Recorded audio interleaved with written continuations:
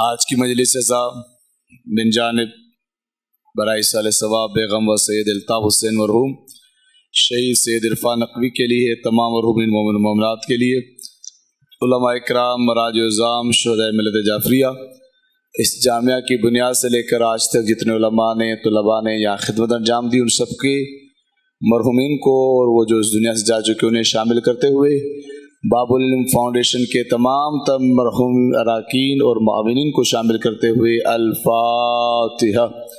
بسم اللہ الرحمن الرحیم۔ استقیم الصراط الذین انعمت علیہم غیر المغضوب علیہم ولا الضالین۔ بسم اللہ الرحمن الرحیم۔ لم یکن لہ کفوا احد۔ بسم اللہ الرحمن الرحیم۔ سمع لم یلد ولم یولد ولم یولد۔ بانیان مجلس کی توفیقات میں اضافے کے لیے مل کر بلند آواز سے صلوات پڑھے محمد والے محمد کے ساتھ ہو۔ صلی علی محمد وآلہ۔ اعوذ باللہ من الشیطان اللعین الرجیم۔ بسم اللہ الرحمن الرحیم۔ الحمد للہ رب العالمین والعاقبۃ للمتقین، الصلاۃ والسلام علی اشرف الانبیاء والمرسلین، سیدنا و مولانا ابی القاسم محمد صلی علی محمد وعلی اہل بیت الطیبین الطاہرین المعصومین المظلومین، ولعنت دائمۃ علی اعدائہم اجمعین من یوم عداوتہم الی قیام یوم الدین۔ السلام علی الحسین وعلی علی ابن الحسین وعلی اولاد الحسین وعلی اصحاب الحسین، اما بعد فقد قال الرحمن فی القرآن۔ بسم اللہ الرحمن الرحیم۔ اذا جاء نصر اللہ والفتح ورأیت الناس يدخلون فی دین اللہ افواجا فسبح بحمد ربک واستغفر انہ کان توابا۔ صلوات پڑھیں محمد وآل محمد کے ذات۔ صلی علی محمد۔ حضرت محترم، بعد مصائب علم کی برآمدگی ہوگی تو دعا شاید نہیں ہو پائے، تو دعا کے لیے ہاتھ اٹھائیں۔ خدا بندہ اس پر شیزا کو اپنے دربار میں شرف قبولیت عطا فرما۔ کریم اللہ اس مجلس رضا کے تمام تر بانیان، معاونین، منتظمین کی توفیقات میں اضافہ فرما۔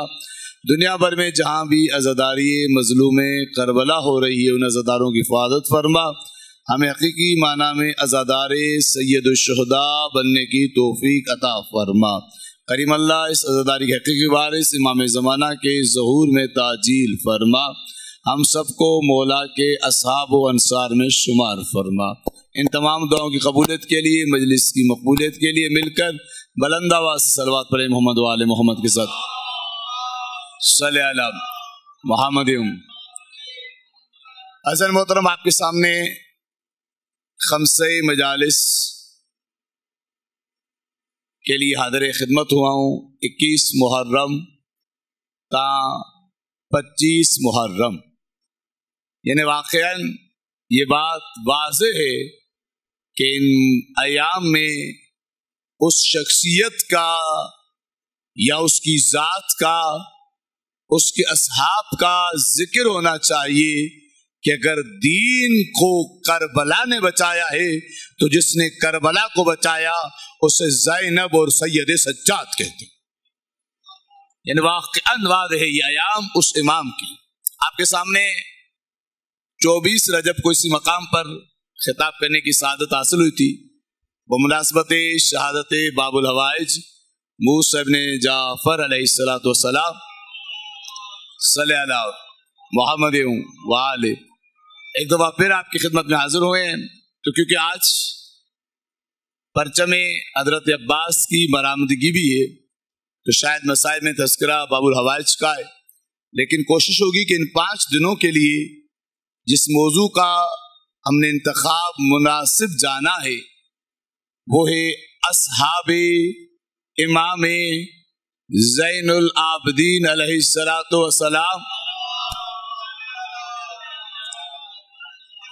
اور کمالات سید سجاد. صلوات پڑھے محمد والے محمد کے ذات صلی اللہ محمد.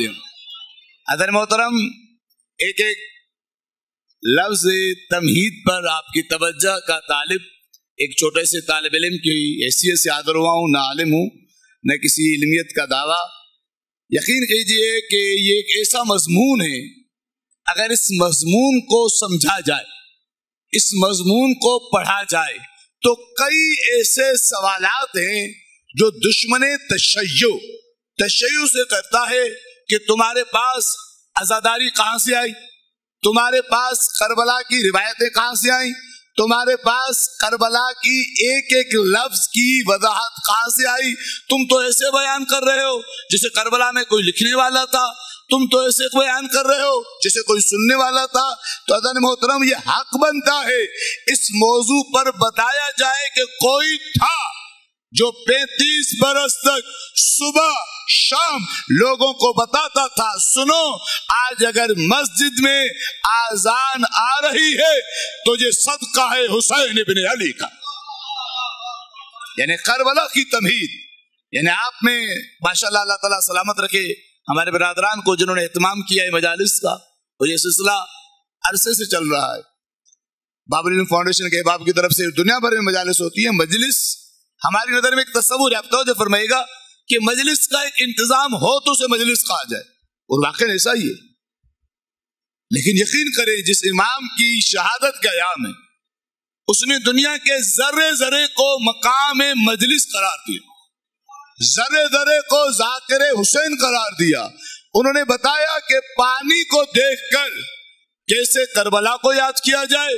ایک ایک ایسی چیز بتائی. قبلہ تشریف فرمائیں، خدا عالم ان کا سایہ ہمارے سروں پہ قائم و دائم رکھے. آج پہلے صحابی امام جس کا شاید ممبروں پہ اس انداز سے کبھی آپ نے تذکرہ سنا ہو فضائل کی حیثیت سے، جناب ابان ابن تغلب، ایک عظیم عالم، ایک ایسی شخصیت جو چوتھے امام کی خدمت میں آتے ہیں، اس کے بعد پانچویں امام کی خدمت میں رہتے ہیں، اس کے بعد چھٹے امام کی خدمت میں رہتے ہیں. غور فرمائیے گا، ان کو امام نے کربلا کتنی بتائی تھی، کربلا کتنی سمجھائی تھی کہ خود پانچویں اور چھٹے امام حکم کرتے تھے ابان جاؤ ہمارے شیعوں کو کربلا بتاؤ جو تم نے سید سجاد سے سنا. یعنی امام علیہ السلام نے اتنی تبلیغ کی، اتنی عظمت کی. اب آج میں تغلب کہتا ہے کہ ہم امام کی خدمت غور فرمائے گا. یعنی امام کربلا کی تشریح کیسے کر رہے ہیں، کربلا کی وضاحت کیسے کر رہے ہیں، کربلا کیسے پہنچا رہے ہیں. ابان میں تغلب کہتا ہے امام کی خدمت میں ہوتے تھے چند افراد، بہت کم، 35 برس حیات ہے میرے مولا کی. علم رجال میں جا کے دیکھیں، علم حدیث میں جا کے دیکھیں، جا کے علم درایا کے اندر دیکھیں. امام کے صحابہ کی تعداد محدثین نے، چاہے وہ علامہ محلی ہوں، چاہے وہ علامہ مجلسی ہوں، چاہے آج کے دور کے جلیل قدر علماء ہوں، انہوں نے کہا کہ امام کے صحابہ کی تعداد 260 سے زیادہ نہیں تھی. 35 برس. یعنی اگر فرض کریں کہ ایسے عالم جس کا نام لیے بغیر کوئی سی کا آپ ذہن میں تصور لائیں جو شاید لاہور کا رہنے والا نہ ہو، لاہور 35 برس مسلسل صرف 10 دن کا لیا ہے، تو اب اس کے چاہنے والوں کی، اس کے پاس آنے والوں کی تعداد 260 سے زیادہ ہوگی. کہیں گے 35 برس سے آ رہے ہیں، امام 35 برس رہ رہے ہیں، زندگی گزار رہے ہیں، امام کا دروازہ کھلا ہے. ہاں حالات کا تغیر، تبدیلی وہ ہوتی رہی، اس کا انشاءاللہ تعالیٰ تذکرہ آئے گا. آج پہلی مجلس سے اس کو تولا تھا، آپ سماعت کریں گے تو آپ کو آگے لطف آئے گا. تو ذرا محترم، ابان بن تغلب کہتا ہے کہ اس 35 برس میں کئی علماء آئے، کئی فقیہ آئے، کئی قبیلوں کے سردار آئے جنہیں عربی کے اندر کہا جاتا ہے عشیروں کے رئیس العشیرہ، قبیلوں کے سردار آئے. کئی ایسے لوگ آئے جو امام علیہ السلام کے پاس خمس لایا کرتے تھے، مولا اس مال کو غریبوں میں دے دیں. لیکن جب بھی کوئی آتا تھا امام علیہ السلام کسی صحابی کو کہتے تھے، کسی چاہنے والے کو کہتے تھے جاؤ اس کے دروازے کو کھولو، یہ فلاں حاجت کے لیے آیا ہے، اس کی حاجت کو پورا کرو، یہ فلاں سوال لے کر آیا ہے، اس کے سوال کو پورا کرو۔ لیکن عبان ابن تغلب کی روایت ہے، فرمایا واللہ خدا کی قسم من یوم الاول الى نہایت حیات ہی، پہلے دن سے لے کر جب سے میں امام کے محضر میں جانے لگا تھا اور امام کی زندگی کے آخری دن تک کبھی کبھی کوئی ایسا مہمان آتا تھا، امام کسی غلام کو نہیں بھیجتے تھے، امام کسی صحابی کو نہیں بھیجتے تھے، امام کسی شاگرد کو نہیں بھیجتے تھے، بلکہ کیا ماشین حافیہ، امام علیہ السلام خود چل کے جاتے تھے، اور انداز یہ ہوتا تھا کہ امام کے قدموں میں نعلین مبارک نہیں ہوتی تھی، اور جا کر اسے اپنے پاس بٹھاتے تھے۔ ہم پوچھتے تھے مولا یہ کون لوگ ہیں جن کا آپ اتنا احترام کرتے ہیں؟ فرماتے تھے خدا کی قسم یہ زائر حسین ابن علی ہے، یہ حسین ابن علی کے قبر کے زائر ہے۔ یعنی امام بتاتے تھے لوگوں کو کہ سنو کربلا کا کتنا گہرا تعلق ہے۔ عبان ابن تغلب کہتے ہیں جب بھی میں نے امام سے پوچھا مولا کیا کروں، مولا میری طبیعت درست نہیں، امام کہتے زبان کیا تمہارے گھر میں خاکشفا نہیں ہے؟ یعنی امام خود تشریف فرمائے، امام معصوم ہے، لیکن کس چیز کی طرف توجہ دلا رہے ہیں؟ کربلا کی طرف توجہ دلاتا ہوں۔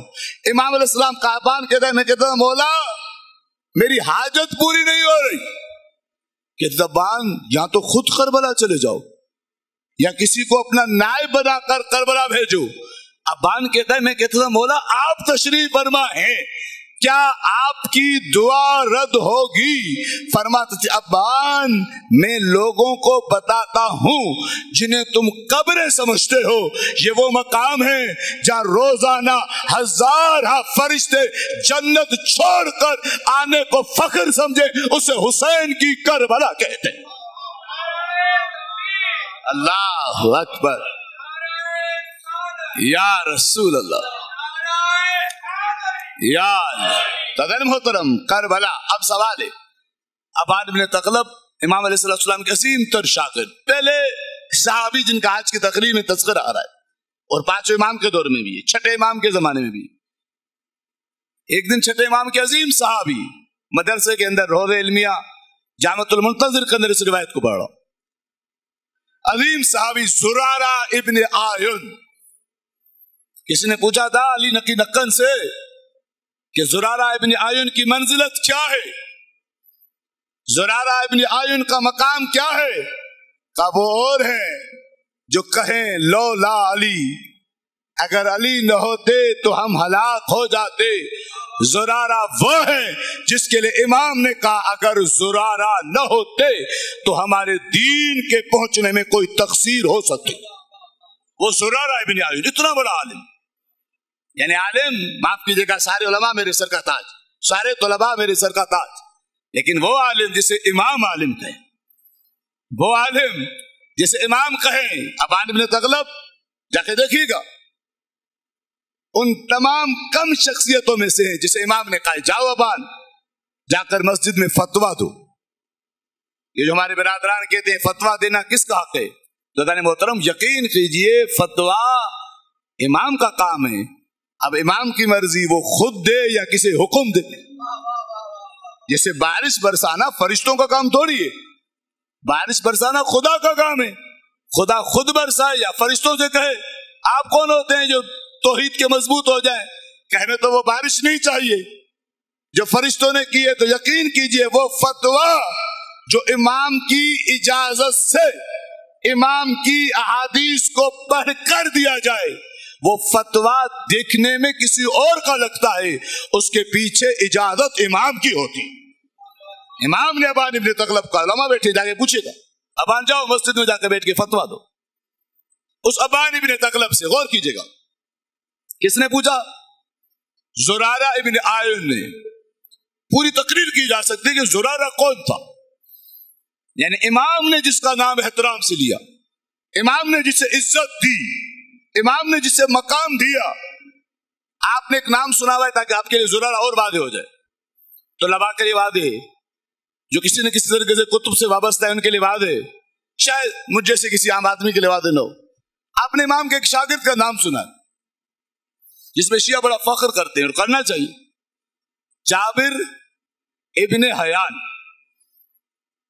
اتنا بڑا عالم، یعنی زمانہ آج بھی چھٹے امام کے جس شاگرد کو جانتا ہے، عزت کرتا ہے، اسے جابر ابن حیان کہتے ہیں۔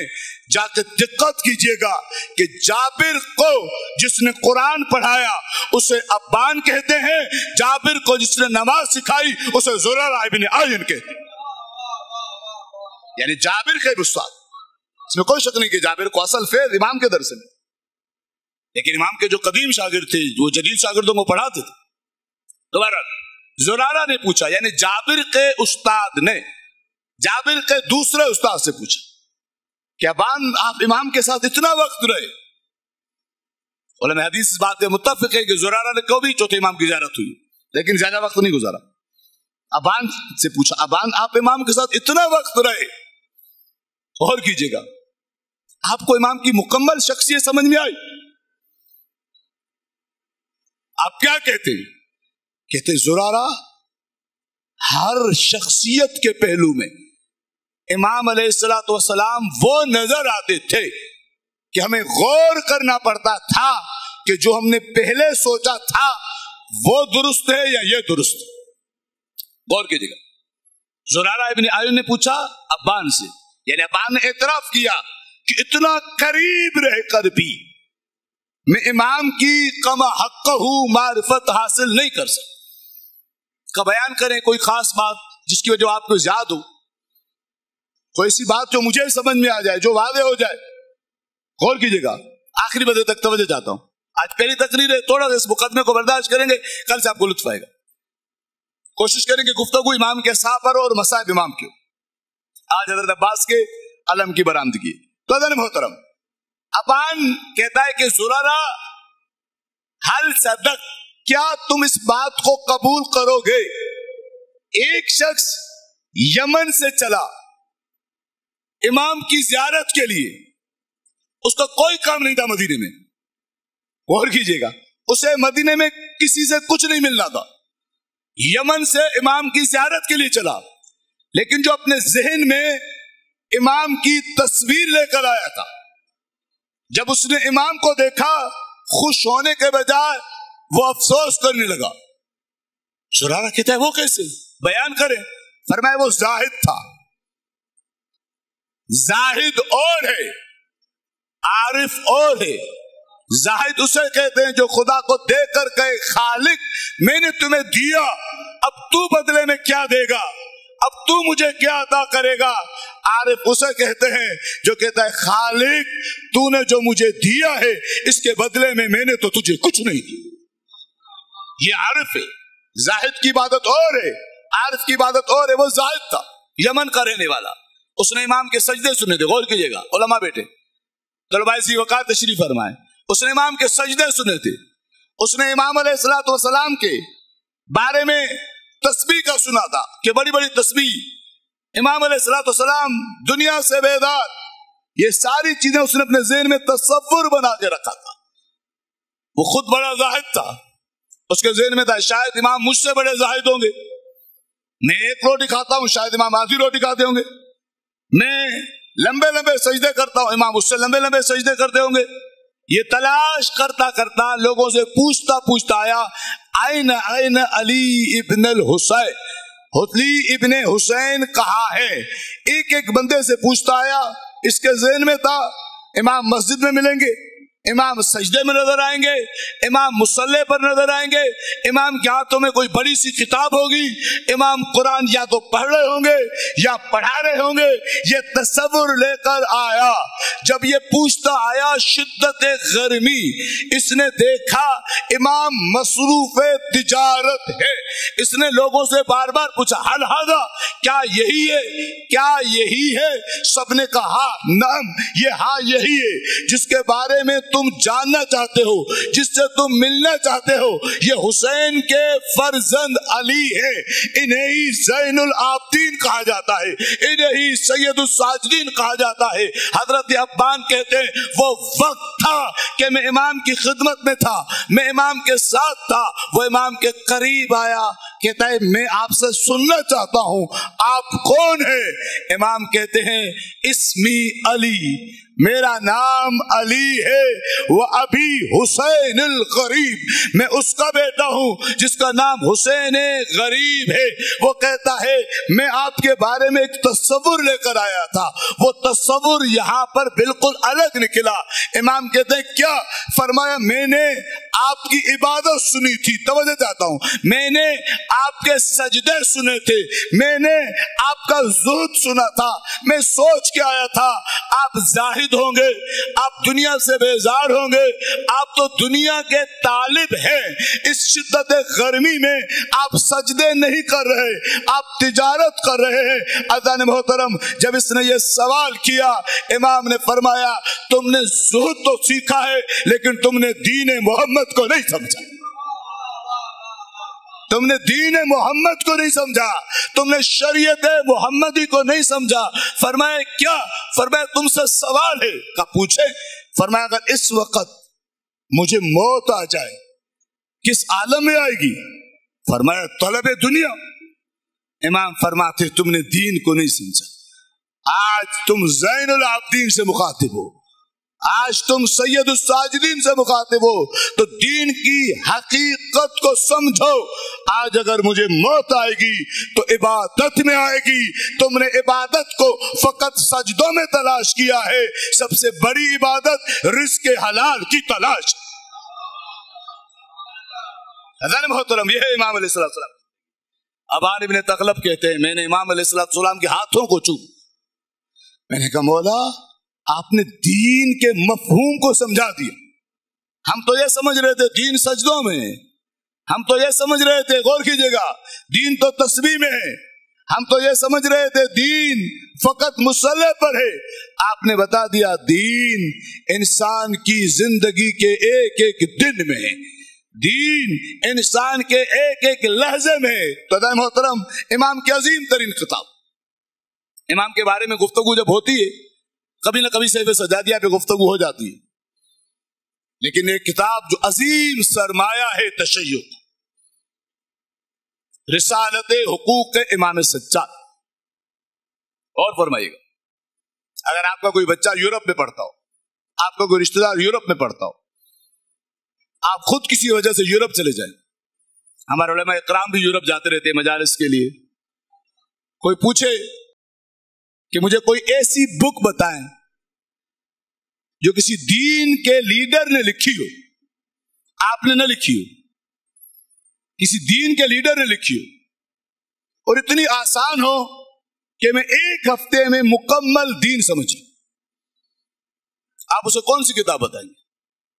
अगर आपके जहनों में आ रहा है आप उसे कुरान बताएंगे, तो ये सोच लीजिएगा कि कुरान पढ़ाने वाला अगर नबी हो, समझने वाले सारे सहाबा हो, जबान सबकी अरबी हो, तो 23 बरस में भी हाल ये होता है किसी को बकरा नहीं आती, किसी को आले इब्रानी।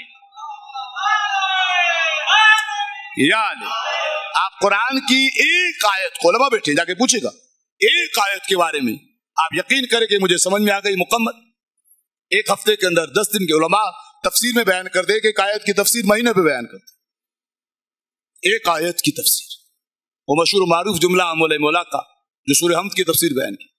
अगर किसी के जहन में है कि मैं उसे कहूंगा तुम नहजुल बलागा पढ़ लो, मैं आपसे बहुत मुअद्दबाना गुजारिश करता हूं, कलामुल इमाम इमामुल कलाम, इमाम का जो कलाम है वो कलामों का भी इमाम है।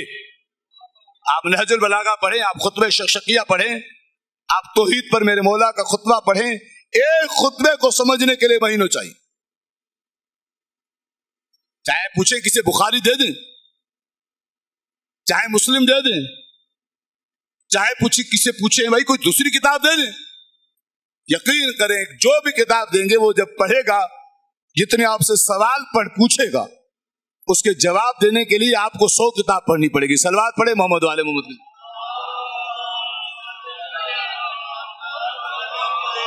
تو کیا دین کا تعارف کسی نے مختصر نہیں کرایا؟ کیا دین کا تعارف کسی نے آسان نہیں کرایا؟ آپ کوئی سی بھی کتاب کا نام لیں ایک نان مسلم کے لیے، ایک دین کے انٹروڈکشن کے لیے، ایک دین کے تعارف کے لیے، جس کے اندر اصول دین بھی ہوں، جس کے اندر فروع دین بھی ہو، جس کے اندر معاشرتی زندگی بھی ہو، جس کے اندر نجی زندگی بھی ہو، جس کے اندر انسان کے ذاتی حقوق بھی ہو، جس کے اندر ہر چیز کا حق بیان کیا گیا ہو، اور اتنا سادہ بیان کیا ہو، غور کیجئے گا، اتنا سادہ بیان کیا گیا ہو کہ اگر کوئی شخص جس نے اسکول کے اندر 5 جماعت پڑھی ہے وہ بھی سمجھ لے، اور اتنا علمی ہو کہ اگر کسی پی ایچ ڈی اسکالر کو دیا جائے وہ بھی اس پر برسوں تحقیق کرے تو بھی مکمل نہ ہو. ایسی کتاب اگر کسی کے پاس نہیں ہے جس میں دین کا مکمل آسان تعارف ہو تو ہاں ہمارے پاس ہے. اس کتاب کو رسالت حقوق امام سجاد کے. اللہم صلی علی محمد. آقا خمینی رضوان اللہ کہتے جب میں فرانس میں تھا، مجھ سے جب بھی کوئی نان مسلم کہتا تھا آپ کے دین کا تعارف کیا ہے، میں اسے رسالت حقوق امام سجاد دیتا تھا. آیت اللہ امینی صاحب کتاب غدیر فرماتے جب بھی مجھ سے کسی نے پوچھا دین کا آسان تعارف کیا ہے، کہ میں اسے رسالت حقوق امام سجاد دیتا تھا. کسی نے پوچھا کیوں؟ غور کیجئے گا، آپ اسے پہلے قرآن کیوں نہیں دیتے؟ فرمایا قرآن پڑھنے کا انسان اہل تب ہوگا جب کلام امام کو سمجھے گا، ورنہ قرآن پڑھنا اور ہے، قرآن کو سمجھنا اور ہے. امام کے دوسرے صحابی کا نام آتا ہے جناب سعید ابن جبیر. وقت بہت تیزی سے گزر رہا ہے. سعید ابن جبیر عظیم عالم، جلیل القدر، اور امام علیہ السلام کے بارے میں جب گفتگو ہوتی ہے آخری بندے تک توجہ چاہتا ہوں. چھٹے امام امام جعفر صادق علیہ السلام نے سے پوچھا کہ بولا سعید ابن جبیر کا مقام کیا ہے؟ امام نے 2 نام لیے تھے، ایک نام کا تعارف آج سنے، ایک کل سنے گا. فرمایا کاش کہ زمانہ انہیں پہچانتا، وہ اپنے وقت کے سلمان و ابو ذر تھے. ایک جناب سعید بن جبیر، ایک دوسرے صاحب، ان کا ذکر بعد میں آئے گا، وقت نہیں ہے، ورنہ دونوں کا میرا ارادہ تھا کہ آپ کے سامنے عرض کرتا تاکہ بات روز آگے بڑھے. سعید بن جبیر کو امام نے قرآن کی تعلیم دی، قرآن سکھایا. کیوں سکھایا قرآن؟ اتنا قرآن کا بڑا عالم بنایا کہ وہ لوگ بھی سعید سے ڈرنے لگے جو نعرے لگایا کرتے تھے حسبنا کتاب اللہ. سعید ان کو کتاب خدا سے جواب دینے لگے. سعید بن جبیر بہت بڑا عالم قرآن کا، اور سعید بن جبیر عظیم ترین شاگرد امام کا. سعید بن جبیر سے بیٹے نے پوچھا بابا آپ سعید سجاد کے پاس جب سے گئے ہیں، غور کیجئے گا، آپ کی زندگی تبدیل ہو گئی، آپ نے امام علیہ السلام کے پاس کیا دیکھا؟ توجہ چاہتا ہوں. سعید ابن جبیر کہتے ہیں اے بیٹا میں امام کے پاس نہ تعلیم حاصل کرنے گیا تھا، نہ ان کی صحبت میں بیٹھنے گیا تھا، میں تو ایک حاجت کے لیے گیا تھا جس کا تعلق دنیا سے تھا. لیکن جب میں نے امام علیہ السلام کے ہاتھ پر ہاتھ رکھا، اس ہاتھ کی برکت یہ تھی کہ میں دنیا کی حاجت کو بھول گیا، آخرت کی حاجت کے قریب آ گیا. میں امام علیہ السلام کے قریب آ گیا، اور میں نے امام علیہ السلام کے چہرے کو جب دیکھا تو میں بھول گیا میں آیا کیوں. میں سمجھنے لگا کہ حقیقت یہ ہے کہ میں امام سے کچھ سیکھ کے جاؤں. ہم امام کی خدمت میں بیٹھا، امام نے مجھے قرآن کی تعلیم دی. اتنا بڑا عالم سعید ابن جبیر کہ آج بھی سعید ابن جبیر کو عالم قرآن کہہ کر سلام کیا جاتا ہے.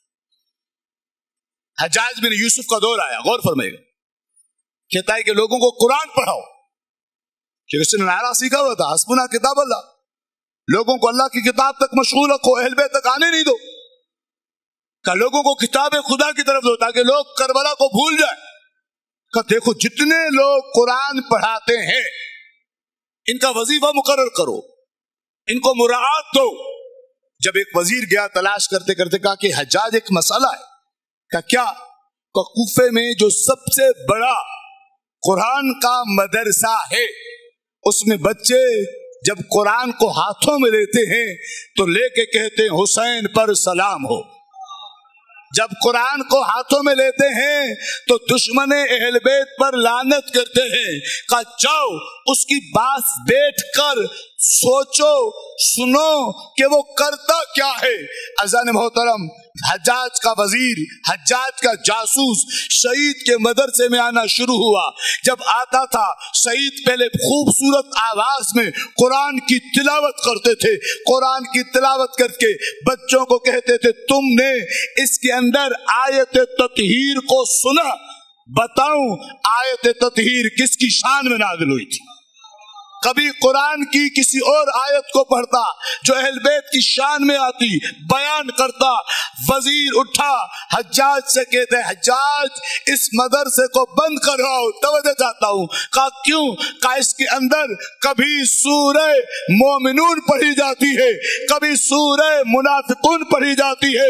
جب مومنون کا سورہ پڑھایا جاتا ہے تو بتایا جاتا ہے یہ ان کے حق میں ہے جن کے دلوں میں محبت علی ہے, اور منافقون پڑھ کے بتایا جاتا ہے یہ ان کے اوپر لعنت ہے جن کے دلوں میں بغض علی ابن ابی طالب.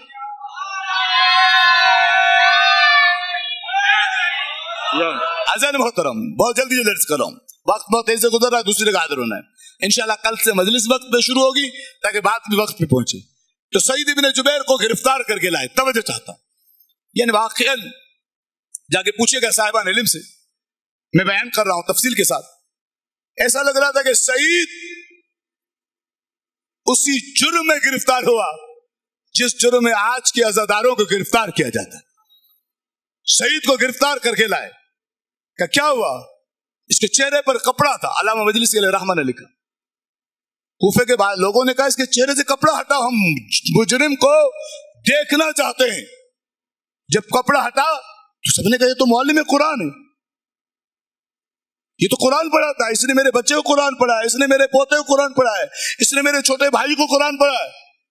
فرمایا سعید گستاخ صحابہ ہے. سعید سے کہا مجھ سے پوچھو میں کس کا گستاخ ہوں, غور کیجیے گا.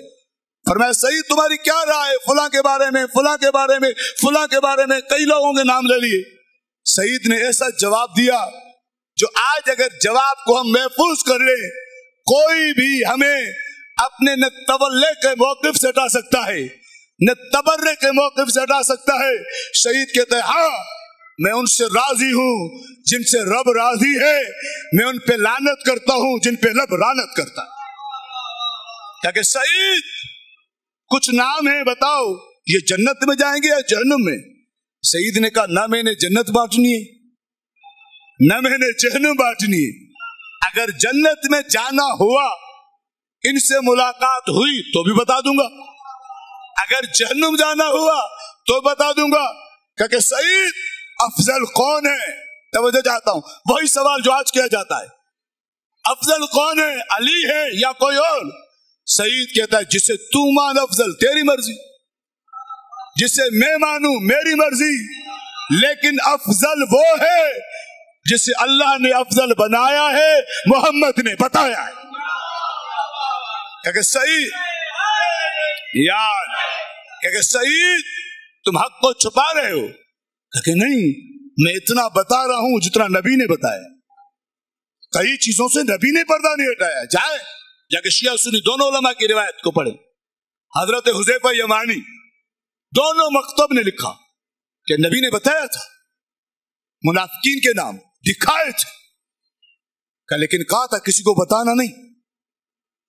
وہ ایک الگ بات ہے, کئی لوگ آتے تھے آ کے پوچھتے تھے حذیفہ میرا نام ہے کہ نہیں ہے؟ حذیفہ کہتے تھے مجھے تو رسول نے کہا تھا نہیں بتانا. ضروری تھوڑی ہے کہ ہر بات بتائی جائے. یقین کریں ایک طالب علم کی حیثیت سے عرض کر رہا ہوں, دو چیزیں ایسی ہیں جو اپنا راستہ خود بناتی ہیں. ایک سلام اپنا راستہ خود بناتا ہے, ایک لعنت الہی اپنا راستہ خود بناتا ہے. آپ کتنا بھی بچانا چاہیں, آپ جو چاہیں کہہ دیں, ہر بندے کو معتبر کر دیں, آپ کی مرضی, لیکن معتبر وہ ہے جسے خدا نے معتبر بتایا. عزت کے لائق وہ ہے جسے خدا نے عزت کے لائق بتایا. اذن محترم, سعید سے کہا سعید ہم تمہیں قتل کریں گے. کیسے قتل ہونا پسند کرو گے؟ سعید نے کہا جیسے روز قیامت تم میرے ہاتھوں قتل ہونا پسند کرو. کہ سعید ہم تمہیں قتل کریں گے. سعید نے اپنا چہرہ قبلے کی طرف کیا اور قبلے کی طرف رخ کر کے کہا مومنو اپنے رخ کو قبلے کی طرف کرو. اس نے سعید کے بالوں میں ہاتھ ڈال کے اس کے رخ کو تبدیل کیا. سعید نے قرآن کی دوسری آیت پڑھی, مومنو جہاں بھی اپنا چہرہ رکھو رب تو ہر جگہ موجود. حضرت محترم سعید نے کہا, غور کیجئے گا, کہ سنو میں مارا جاؤں گا لیکن ایک بشارت تمہیں دے کے جا رہا ہوں, میرے بعد 40 دن بعد یہ میرا قاتل بھی واصل جہنم ہوگا.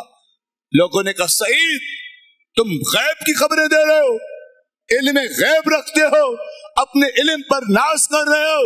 فرمایا نہ علم پر ناز ہے نہ غیب کی خبریں ہیں.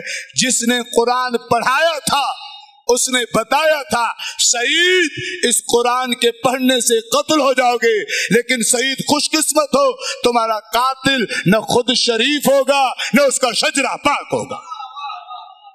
تو سعید کا قاتل واصل جہنم. اذن محترم, کبھی آپ نے سوچا ہے چاہے ابان ابن تغلب ہو, چاہے سعید ابن جبیر ہو, چاہے آپ ہوں, چاہے میں ہوں, چاہے کئی علماء کرام ہوں, ہم اپنے ذاتی موقف سے پیچھے ہٹ سکتے ہیں, ہٹ جاتے ہیں. واقعا ہمیں سے ہر شخص کے ذات دنیا میں کہیں نہ کہیں زیادتی ہوئی ہوتی, قرض کی صورت میں, میراث کی صورت میں, گھر کی صورت میں, تعلیم کی صورت میں ہم پیچھے ہٹ جاتے. اس پہ لڑنا چاہیے, لیکن ایک مقام آتا ہے ہم تھک جاتے انسان, لیکن کبھی ہم کربلا کے لیے پیچھے نہیں ہٹتے. وہی ہم جو اپنے وقت کی قدر جانتے کسی چیز کے لیے پیچھے ہٹ جاتے ہیں, اپنے بچوں کی عزت کے لیے پیچھے ہٹ جاتے ہیں, اپنے گھر کی حفاظت میں پیچھے ہٹ جاتے ہیں. کبھی سوچا ہے آپ نے یہ ڈٹ کے رہنا سکھایا کس نے؟ جس نے سکھایا اسے ابوالفضل العباس کہتے. شمر امان نامہ لایا, اور امان نامہ لایا کوئی نئی بات نہیں تھی عرب میں, بہت بڑی مثالیں موجود ہیں.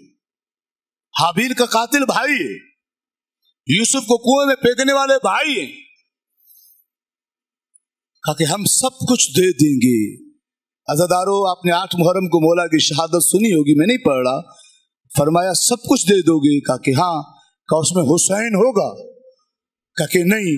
کہا کہ جب حسین نہیں تو حسین کے بغیر کچھ بھی قبول نہیں. اپنی جان کو حسین پر قربان کرنا جس ذات نے صحابہ کو بھی سکھایا وہ حضرت عباس کی ذات. اور حضرت عباس کو کس نے سکھایا؟ جس نے عباس کو سکھایا اسے ام البنین کہتے ہیں.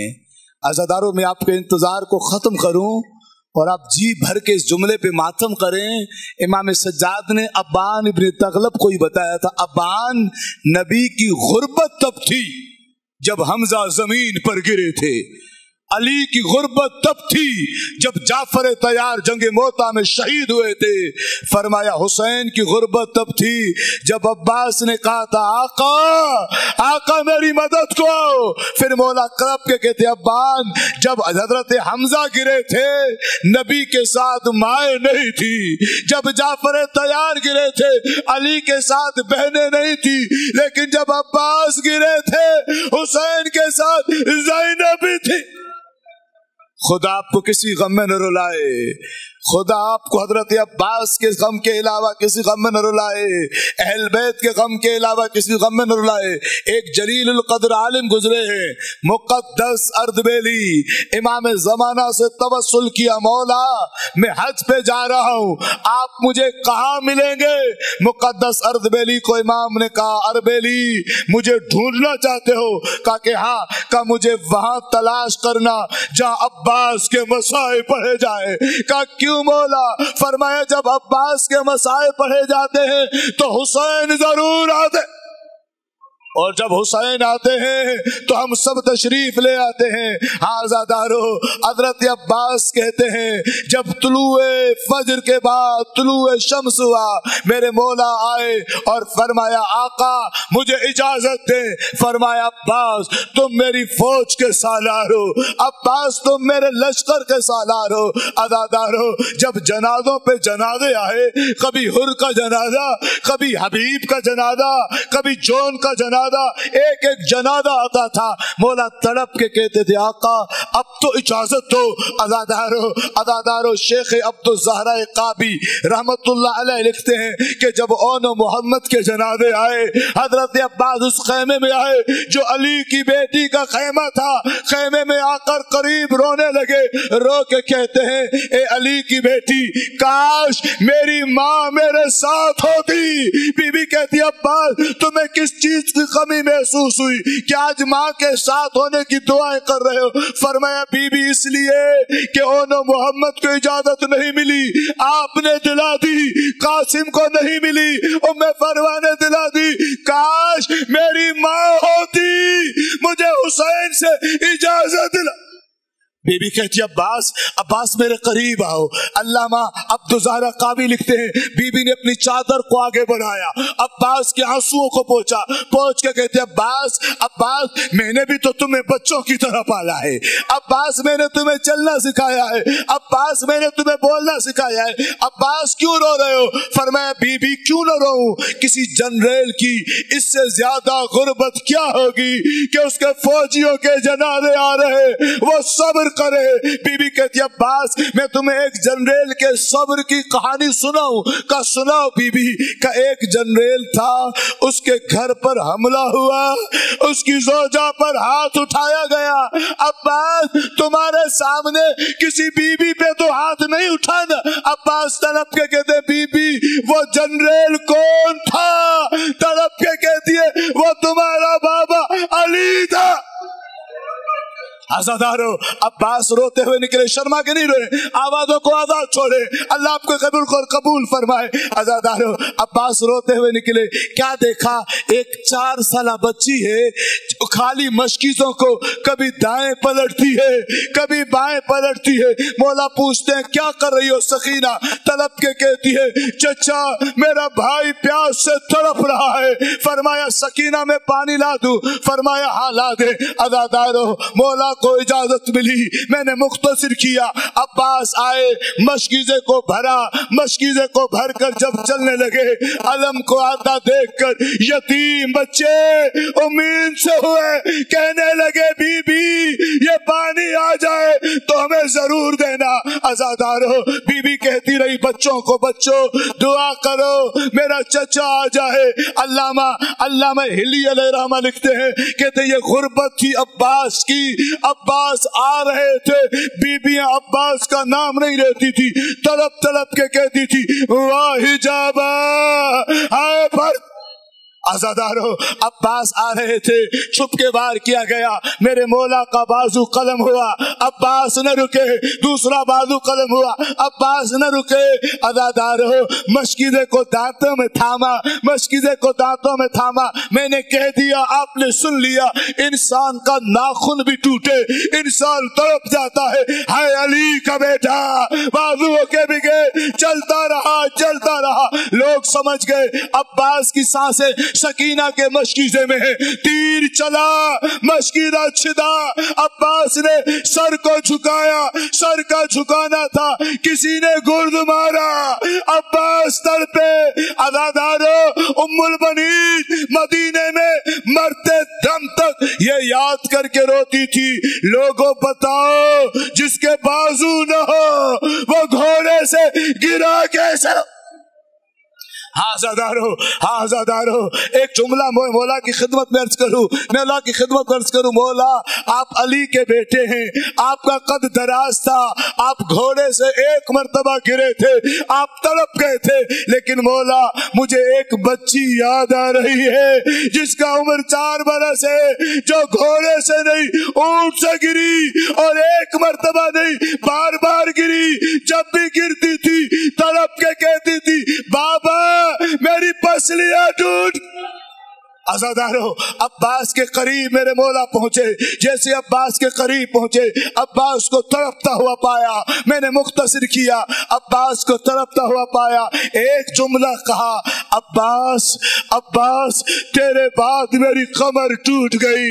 दूसरा जुमला कहा, अब्बास वो आंखें जो तेरे पहरे की आवाज सुन के सोती थी, अब्बास वो कभी नहीं सोएगी।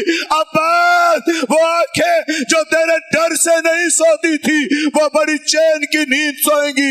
अदादारो अब्बास ने कहा का एक इल्तिजा है, का क्या, का मेरा जनाजा खेमे में न ले जाना। अदादारो मौला ने अब्बास का अलम उठाया, मशकीज़े को उठाया, खेमे की तरफ चले। जब खेमे की तरफ चले हर बच्चा हर माँ करीब आई, तड़प कर अलम से लिपट कर एक सवाल पूछा, अलम आया, अलमदार नहीं आया। अदादारो शिमिर ने यदीद से कहा था, मुझे हैरत हुई कि किस बात पर, का मैंने समझा था ये लश्कर हुसैन का है, ये काफिला हुसैन का है, ये बच्चे हुसैन के हैं, ये औरतें हुसैन की है, लेकिन जब भी किसी बच्चे को तमाचा मारा, जब भी किसी बीबी की चादर को छीना, तड़प तड़प के कहते थे, अब्बास अब्बास।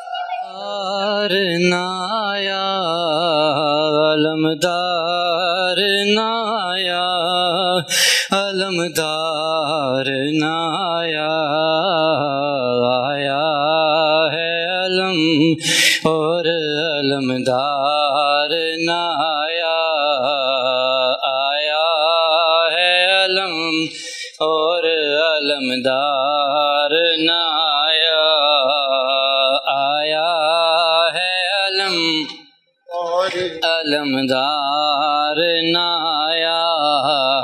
दरिया से दिले हैदर करार नाया, आया है अलम और अलमदार नाया, आया है अलम और अलमदार नाया। बाजू जो कटे दांतों में मशकी ज़्यादा बाया, बाजू जो कटे दांतों में मशकी ज़्यादा बाया, जब मश्क छिदी फिर वो हयादार नाया, आया है अलम और अलमदार नाया, आया है अलम और अलमदार नाया। हर लाश पे भाई का मददगार था गाजी, हर लाश पे भाई का मददगार था गाजी, बाद उसके कोई शह का मददगार न आया, आया है अलम और अलमदार न आया, आया है अलम और अलमदार न आया। जब तक वो रहा चादर ज़ैनब का मोहर न आया, अलमदार न आया, अलमदार न आया, आया है अलम और अलमदार न आया, आया